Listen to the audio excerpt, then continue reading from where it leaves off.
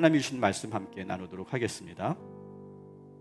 사도행전 에베소서 3장 16절부터 21절.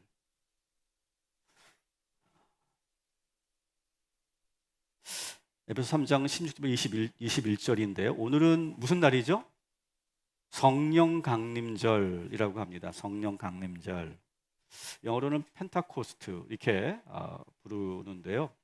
이 성령 강림절은 기쁨의 50일이 끝나는 날, 오늘입니다. 오늘 기쁨의 50일이 끝나는 날이면서 동시에 성령 강림절이 시작이 되는 거예요.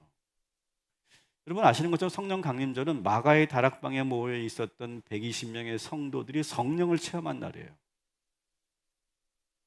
그러니까 체험하면서 이게 뭐지? 이 체험을 도무지 설명할 수가 없어요. 이전에 유대교에서는 이런 체험이 없었거든요.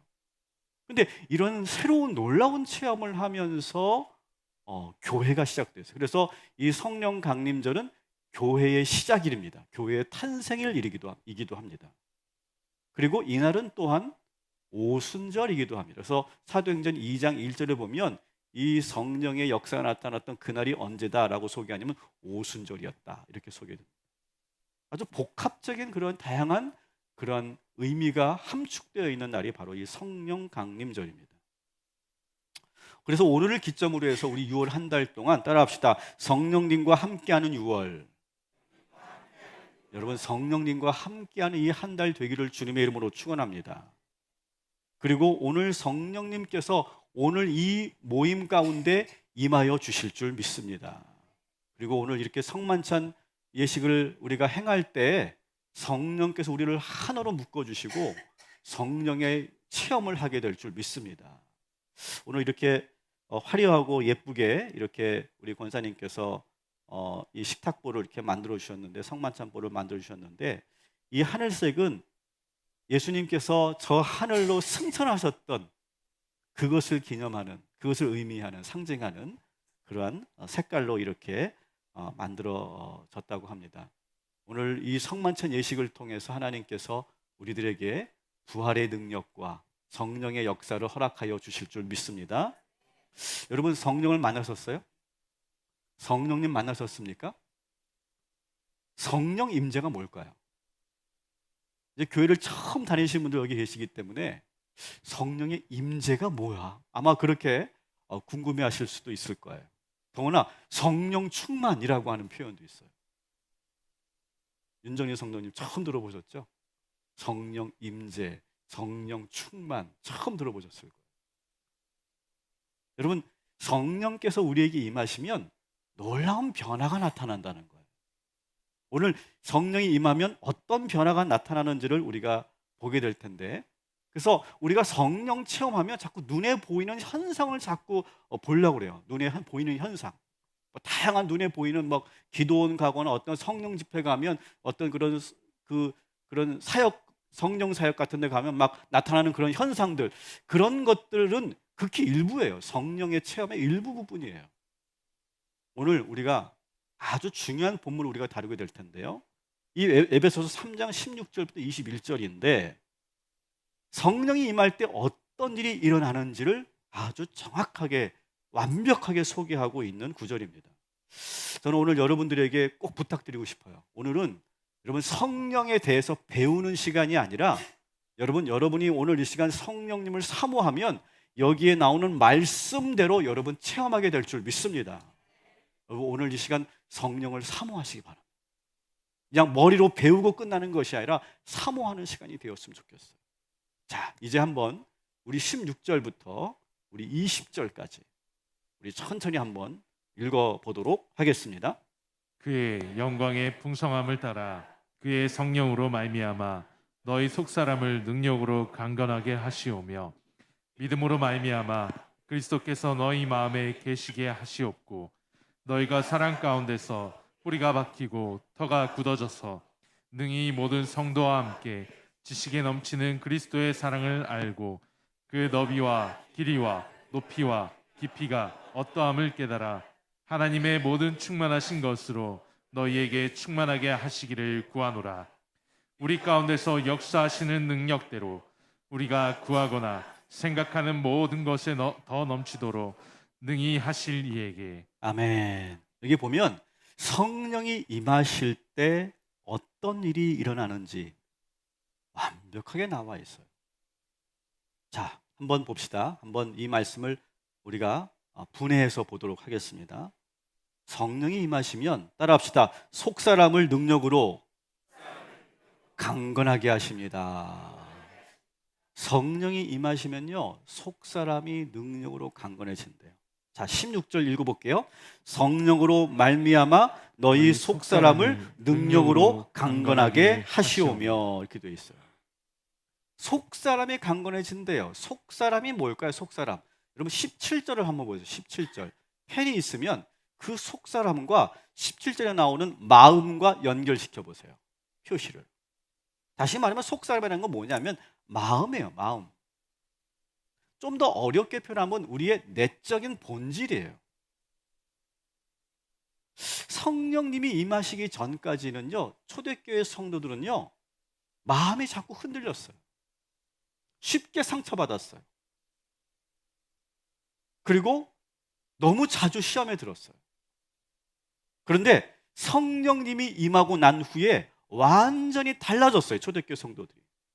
웬만한 일에 상처받지 않는 거예요. 시험이 찾아와도 넉넉히 그것을 이겨나가더라는 거예요. 오히려 더 담대해졌어요. 여러분, 그 당시 유대인들이 가장 듣기 싫어했던 말이 뭔지 아십니까? 가장 듣기 싫어했던 거? 너희가 죽인 예수가 3일 만에 부활했다. 자기들이 예수를 죽였는데 그 예수가 부활했다는 소식을 가장 듣기 싫어했거든요. 그래서 그 말을 하는 사람들은 무조건 잡아 가두고 죽였어요.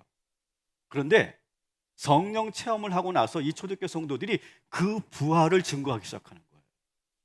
잡힐 걸 알면서도, 핍박당할 걸 알면서도 부활을 증거하는 거예요. 복음을 전하는 거예요. 그리고 핍박을 당하면 당할수록 속 사람이 강건해지니까 더 강해지는 거예요. 다시 말하면 내적 본질이 완전히 바뀌는 거죠.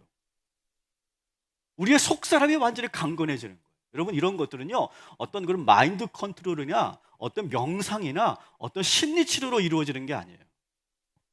성령께서 우리의 속 사람을 강하게 단련시켜 주신다는 거예요. 저는 30대 중반까지만 해도 참 마음이 약했던 사람이었어요. 그래서 사역을 하면서 참 어려웠어요. 그래서 여러분들이 정말 부끄러운 저의 이력을 소개하려고 하는데, 제가 안산 꿈의 교회에서 사역하기 직전까지 저의 이력을 보면, 저의 사역의 이력을 보면 1년 이상을 제가 사역을 못했어요. 그러니까 상처를 받는 거예요. 작은 일에도 상처가 되고, 또 담임 목사님의 그런 목회 방침에 내가 동의가 안 되고 화가 나고 막 감정의 기복이 있고 막 그러는 거예요. 그래서 참 사역이 어려웠어요. 그래서 이력을 보면 1년 그랬어요. 그래서 제가 이렇게 전도사 인터뷰를 보러 가면 꼭 목사님들이 왜 전도사님은 1년밖에 사역을 못했습니까? 그렇게 질문할 정도였어요. 근데 그게 제가 30대 중반까지 그렇게 약했어요. 제가 상처도 잘 받고 감정의 기복도 심했어요. 근데 제가 꿈의 교회에서 부사역자로 사역을 하면서 성령께서 제 속사람을 완전히 새롭게 단련시키는 거예요. 그러니까 그런 느낌인 거 있죠. 저의 성품을 완전히 분해 조립한 거예요. 다 분해해가지고 다시 재조립하는 거 있죠. 그런 느낌인 거예요. 그래서 완전히 다른 사람으로 하나님께서 저를 만들어 주시더라고요. 성령께서. 여러분, 성령님을 사모하시기 바랍니다. 그러면 여러분 속사람이 강건해질 줄 믿습니다. 그래서 웬만한 일에 상처받지 않고 웬만한 시험은 너끈히 이기고, 오히려 어려움이 찾아오면 찾아올수록 더 힘차게 우리가 그것을 뚫고 나가고, 그리고 오히려 그 핍박을 기회로 삼고, 그렇게 변화되는 그런 역사가 여러분에게 나타나게 되기를 주님의 이름으로 축원합니다. 특별히 우리 자녀들을 위해 기도합시다. 우리 자녀들도 아마 모르긴 몰라도 학교 생활하면서 많이 상처받고요, 사회생활하면서 많이 상처받을 거예요. 많은 것이 부딪힐 거예요. 속사람이 계속 깨져나가고 상처를 받고 막 그럴 거예요.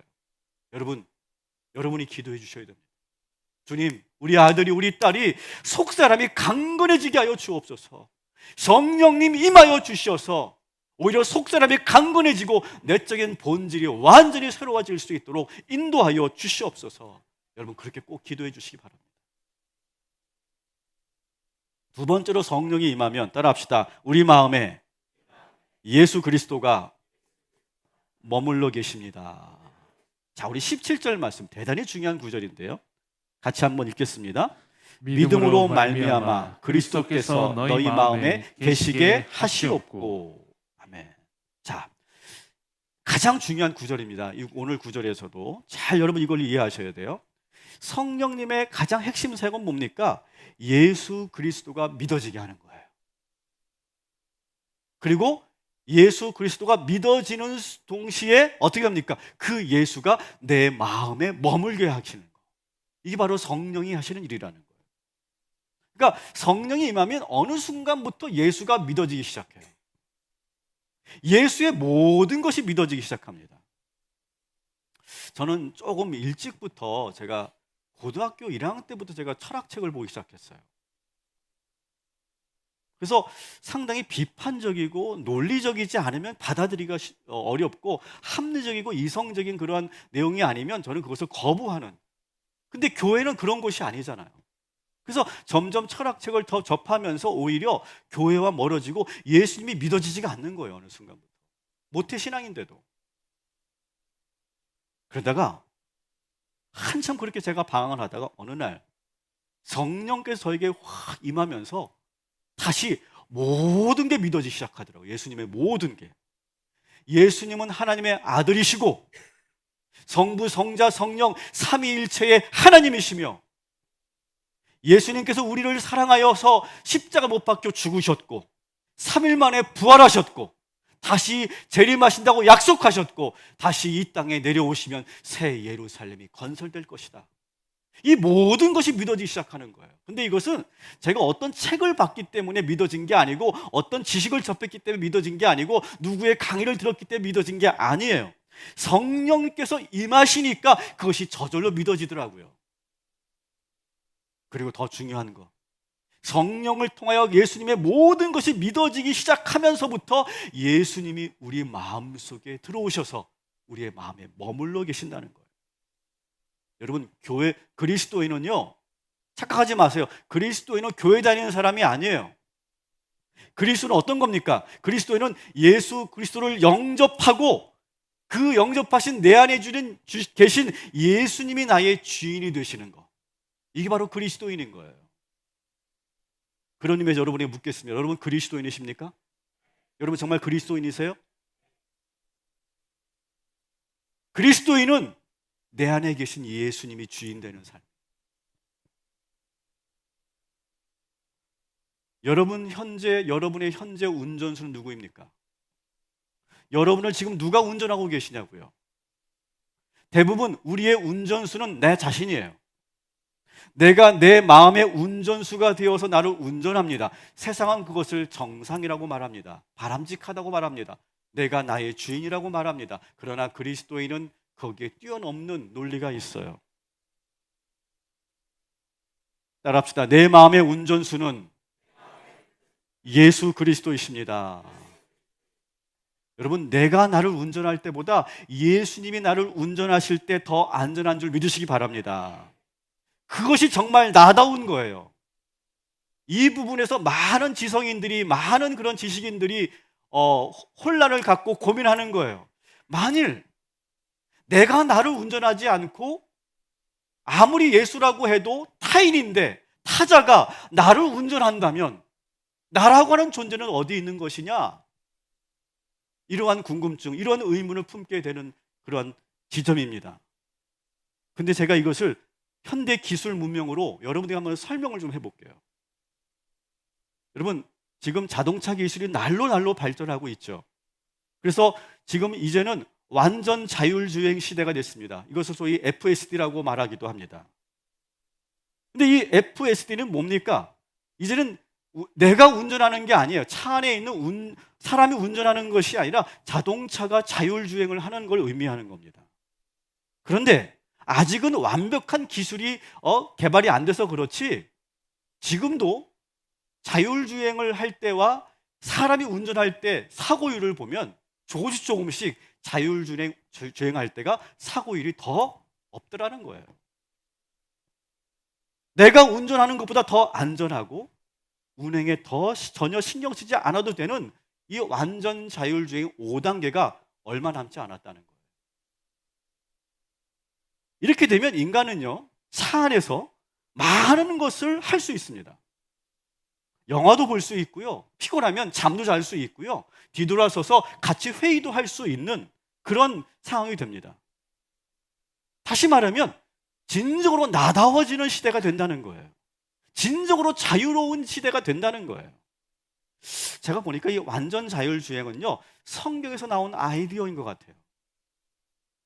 내 안에 계신 예수 그리스도께서 나를 운전하신다라고 하는 이 복음, 이 복음의 아이디어를 엔지니어들이 착안한 거라고 저는 생각해요.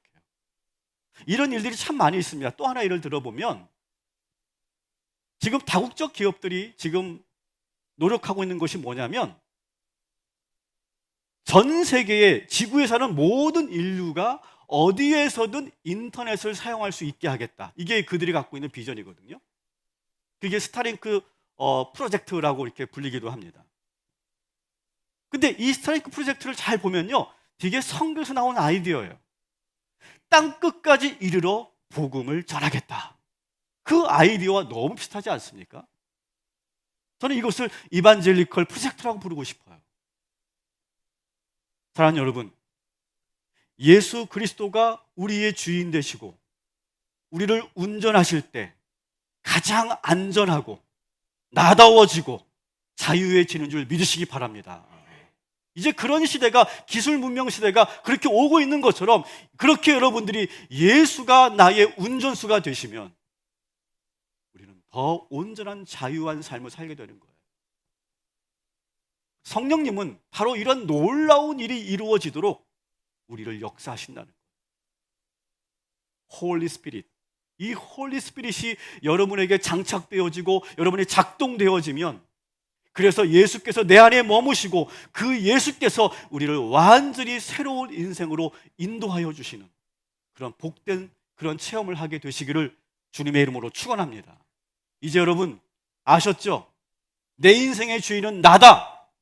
내 차는 내가 운전한다. 이미 이 아이디어는 이미 구시대라는 거예요. 하는 거예요. 예수님께서 여러분들을 운전하셔야 되는 줄 믿으시기 바랍니다. 세 번째, 성령이 우리에게 임하시면 따라합시다. 그리스도의 사랑을 알게 하십니다. 자, 우리 17절 18절 같이 읽겠습니다. 너희가 사랑 가운데서 뿌리가 박히고 터가 굳어져서 능히 모든 성도와 함께 지식에 넘치는 그리스도의 사랑을 알고. 아멘. 따라합시다. 성령님께서 예수님의 사랑을 알게 하십니다. 예수님이 우리 안에 기계적으로 머무는 게 아니에요. 예수님, 내 안에 머물고 계시는 예수님의 사랑을 믿어지고 느껴지게 하시는 분이 누구라고요? 성령님이라는 거예요. 그러니까 이 단계가 아직 오지 않으면 예수님의 십자가가 와닿지 않습니다. 나를 위해 죽으셨다는 이 사실이 믿어지지가 않고 느껴지지가 않아요. 왜 굳이 십자가에 달려 죽으셨는지 잘 이해가 되지 않아요. 근데 어느 순간 성령께서 우리에게 임하시면 예수님의 그 사랑이 느껴지기 시작합니다. 나를 위해 십자가에 달려 죽으셨다는 이 복음이 믿어지기 시작하고, 그때부터 뜨거운 눈물이 쏟아지기 시작해요. 이것을 우리는 뭐라고 합니까? 인격적 만남이라고 하는 거예요. 영어로 인카운터라고 말하죠. 사전을 찾아보시면 인카운터라고 하는 단어는 만남이라는 뜻이에요. 만남. 근데 이 만남은 우리가 흔히 쓰는 미팅과 다른 거예요. 피상적인 만남이 아니라 그 만남을 통해 우리의 운명이 바뀌는 만남, 그것을 바로 인카운터라고 말하는 거예요. 뜨거운 사랑이 느껴지는 만남, 이것이 바로 인카운터라고 하는 거예요. 저는 사실 뭐 제가 고등학교 때부터 철학책도 좋아했고 저의 기질도 상당히 머리 중심형이고 생각을 참 많이 하는 사람이에요. 그러니까 저는 이렇게 감정을 표현하는데 좀 많이 어색하고 그리고 잘 못합니다. 그래서 저는 뭐 잘 울지 않습니다. 사나이가 왜 웁니까? 근데 잘 울지 않습니다. 그런데 제가 우리 부모님을 생각하면서 뜨거운 눈물을 흘렸던 적이 몇 번 있었어요. 첫 번째가 훈련소에서 유격 훈련을 다 받고 소위 뺑이 치고 조교들이 먼 산을 바라보게 합니다. 그리고 외치게 하죠. 어머니 3회 복창 실시. 그러면 어머니 한번 부르는 순간 그 순간부터 모든 산의 놈들이 꺼이꺼이 울기 시작합니다. 만일 그때 아버지라고 했으면 안 울었을 거예요. 근데 어머니 하니까 막 만감이 교차가 이루어지고 막 어머니가 주셨던 사랑이 막 느껴지면서 그때 안 우는 사람들은 거의 사이코패스라고 봐야 돼요. 정말 안 울 수가 없어요. 그 순간이 되면 모든 사내들이 다 웁니다. 그때 제가 한번 어머니를 생각하면서 뜨거운 눈물을 흘린 적이 있었고요. 그리고 추도 예배를 드리는데 이 찬양을 같이 불렀어요. 가족들하고. 험악한 세상을 이길 힘이 하늘로부터 임함이로다. 아니 이 찬양이 처음 부르는 찬양도 아니고 많이 불렀던 찬양인데 험악한 세상이라고 하는 이 구절에서 갑자기 제가 울컥하게 된 거예요. 아버지 어머니도 앞에 계시는데 그야말로 우리 아버지 어머니가 험악한 인생을 살아오셨거든요. 저희 아버지는 중학교밖에 나오지 않으셨어요. 그리고 중학교를 졸업하자마자 서울로 상경하셨어요. 그래서 소년공으로 공장에서 목수일을 배우셨어요. 장남이셔서 뒤에 있는 식구들을 이제 책임지기 위해서 뭐 중학교 졸업했으니까 14살, 15살 그 정도 됐겠죠. 그때 그 어린 나이에 서울로 상경해서 목수 기술을 배우는 거예요. 근데 그 당시 여러분 그 목수 일을 배울 때 그 오야들이 옛날 말 나오는 거죠. 오야들이 어떻게 하는지 아십니까? 막 망치가 날아가고 막 똑바로 안 하면. 저도 들은 얘기예요. 망치가 날아가고 대패가 날아가고 욕은 바가지로 먹고 그냥 폭력이 일상인 그런 시대인 거죠. 그냥 내 식구 먹여 살리려고 온갖 서름을 다 이겨냈던 그 아버지의 그 험악한 인생이 그냥 확 와닿는 거죠. 어느 순간 저에게. 그리고 이렇게 아무것도 없는 남자에게 시집 오셔가지고 10년 동안 공장을 한다고 하시는데 공장을 하면서 삼시세끼를 10년 동안 밥을 해 드시는 거예요. 여러분 점심만 해줘도 정말 어려운데 아침, 점심, 저녁, 심지어 야참까지 그렇게 10년을 저희 어머니가 하셨어요. 그 공장 어떻게 됐을까요? 쫄딱 망했습니다. 부도가 3번 나니까 견디지 못하더라고요. 그 다음부터 저희 어머니는 빚쟁이들을 피해 다니시는 거예요.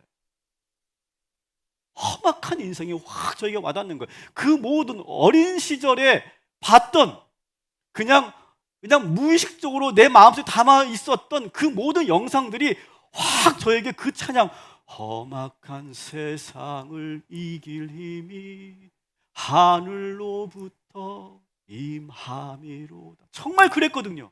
그 험악한 세상을 이길 힘을 하늘로부터 받으셔서 그 모든 시련들을 이겨내셨던 우리 어머니 아버지가 생각나니까 막 이 추도 예배인데 막 나도 모르게 뜨거운 눈물이 막 나오는 거예요.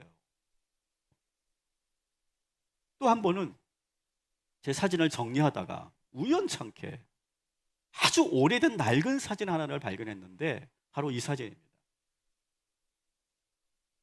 제가 대학교를 졸업할 때 사진이에요. 밑에 보면 94년 2월 이렇게 돼 있거든요. 근데 아버지가 저를 보시면서 흐뭇하게 보고 계시는 사진입니다. 뭐 그런가 보다 했는데 어느 순간 이 사진을 보면서 또 막 훅 하면서 뜨거운 눈물이 흐르기 시작하는데 왜 그랬냐면 사실 저희 아버지도 원래 젊었을 때 신학교를 다니셨거든요. 그래서 낮에는 공장에서 일하고 야간 신학교를 다녔는데 너무너무 피곤한 거예요. 도무지 공부를 할 수가 없고 또 차라리 그 시간에 가족을 위해서 뭐 하나라도 더 해야만 하는 그런 상황이었던 거예요. 그래서 결국 한 2년 정도 공부하다가 포기를 하시고 말았어요. 당신의 꿈을 포기한 거예요. 가족을 위해서. 그런데 아들이 신학대학을 딱 졸업하는 모습을 보면서 흐뭇해 하시는 모습이면서 저는 이 사진에서 왠지 흐뭇함과 동시에 그냥 사람과 사람으로서, 인간과 인간 대 인간으로서 왠지 저의 그 막 좋아하고 막 꽃다발을 받고 사진 찍는 그 모습을 보면서 왠지 부러움을 느끼시는 아버지? 근데 오히려 흐뭇한 얼굴보다 왠지 아들을 보면서 그 인생의 어떤 부러움? 그걸 느끼셨을 것 같은 그 아버지의 그 감정이 저한테 훅 들어오면서 혼자 그 사진 보면서 울고 있었어요. 우리 아내가 저 인간이 왜 저러지? 평소에 안 하던 짓을 하면 일찍 죽는다는데 그런 모습으로 저를 바라봤어요. 저는요, 이 모든 순간에 성령께서 저에게 임재하셨다고 믿어요. 부모님의 사랑을 인격적으로 만나는 순간인 거예요. 여러분, 성령님은 무슨 일을 하신다고요? 예수 그리스도의 사랑을 느끼게 하십니다. 지식에 넘치도록 그 사랑을 알게 하신다. 인격적으로 부모님의 사랑을 알게 되니까요, 예수님의 사랑을 확 더 강하게 느껴지게 되더라고요. 오늘 이 시간 성령께서 우리 모두에게 임하셔서 예수님을 인격적으로 만나고 그 사랑을 알게 하시고 여러분의 사랑하는 이들의 그 사랑을 뜨겁게 느끼도록 인도하여 주실 줄 믿습니다. 따라합시다. 성령님이 함께 하시면 사랑을 알게 하십니다. 사랑을 느끼게 하십니다. 이게 성령님이 하시는 역사인 거예요. 너무 귀한 사역 아닙니까? 네 번째, 성령이 임하시면 따라합시다. 아버지 하나님의 기쁘신 뜻을 깨닫게 하십니다. 우리 19절 같이 읽겠습니다. 그 너비와 길이와 높이와 깊이가 어떠함을 깨달아 하나님의 모든 충만하신 것으로 너희에게 충만하게 하시기를 구하노라. 아멘. 하나님께서 저를 인도하시는 과정을 보면요, 처음에는 도무지 이해가 되지 않더라고요. 제가 구하고 기도했던 건 하나도 들어주시지 않는 것처럼 느껴졌어요. 오히려 나를 더 안 좋은 길로 인도하시는 것처럼 느껴졌어요. 그래서 서운하고 원망도 했고 의심도 했었어요.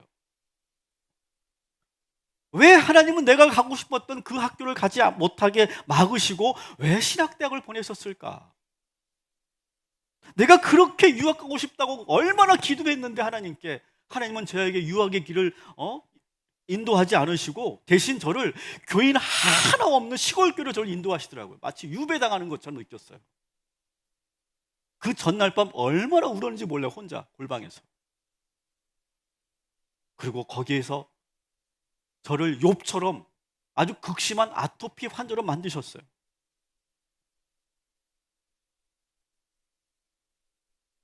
지금은 상상할 수 없는 그런 극심한 아토피에 제가 시달렸어요. 몇 년 동안을. 왜 저희가 그런 질병을 주셨는지 그때는 도무지 이해가 안 되더라고요.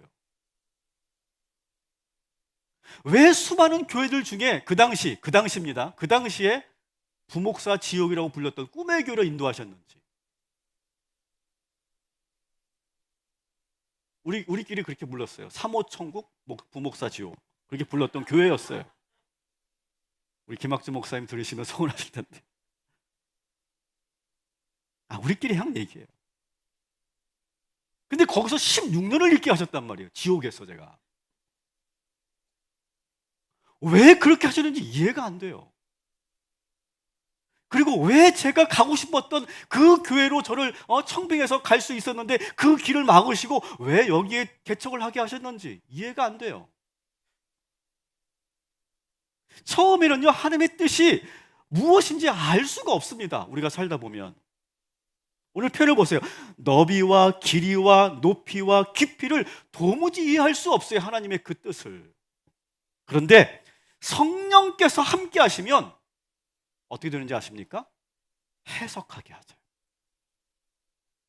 하나님의 놀랍고 오묘한 계획을 알게 하세요. 어느 순간에. 오늘 표현을 보시면 하나님의 충만하신 뜻을 충만하게 알게 하신대요. 성령님이.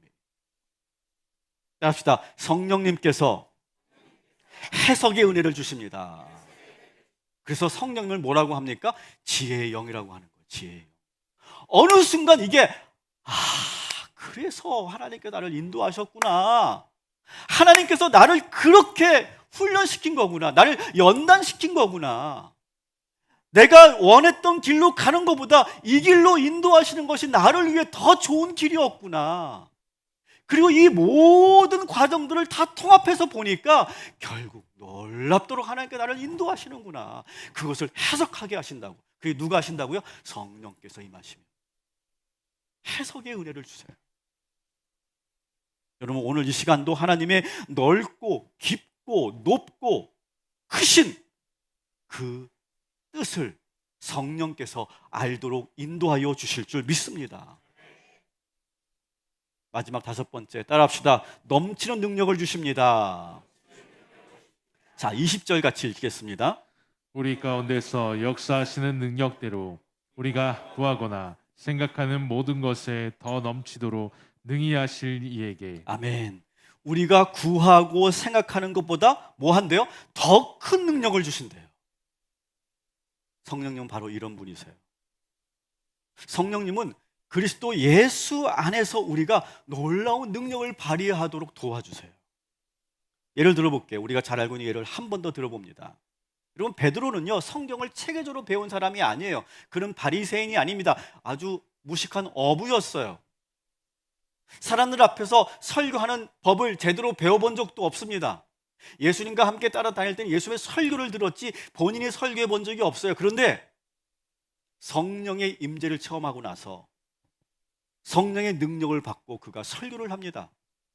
근데 3,000명, 5,000명이 예수를 영접하고 회개하고 모두 다 그리스도인이 됩니다. 누가 한 겁니까? 누가 한 거예요? 성령께서 그에게 넘치도록 능력을 부어주셔서 그가 하게 된 일이에요. 여러분 꼭 기억하세요. 여러분이 가지고 있는 그 알량한 지식, 전문적 능력, 여러분 그것만 가지고 사시겠습니까? 여러분 그것만 가지고 퍽퍽하게 사시겠어요? 그렇게 우리가 살면 열매도 그렇게 크지 않아요. 근데 성령님이 우리와 함께 하시면 내가 몰랐던 능력이 나에게 나타나고 계산기로는 아무리 예상할 수 없는 그런 놀라운 열매가 여러분에게 나타나게 될 줄 믿습니다. 내가 생각하는 것보다, 내가 구하는 것보다 더 넘치는 능력을 주시는 성령님, 그 성령님을 여러분 사모하시기 바랍니다. 저는 이 구절을 참 좋아해요. 따라합시다. 내게 능력 주시는 자 안에서 내가 모든 것을 할 수 있느니라. 여러분 그 성령의 능력을 사모하실 때 성령께서 부어주실 줄 믿습니다. 말씀을 정리할게요. 5가지, 성령이 우리에게 임하시면 5가지가 우리에게 나타난다. 속사람을 능력으로 강건하게 하신다. 회복의 영을 주신다는 거예요. 우리의 마음에 예수 그리스도를 믿게 하고 그 예수 그리스도가 머물게 하신다. 진리의 영인 거예요. 그리스도의 사랑을 알게 하십니다. 관계의 영이 임하는 거예요. 아버지 하나님의 기쁘신 뜻을 깨닫게 하십니다. 지혜의 영이 임합니다. 넘치는 능력을 주십니다. 능력의 영이 임하는 거예요. 사랑하는 성도 여러분, 이 좋은 성령님을 여러분 사모하시기 바랍니다.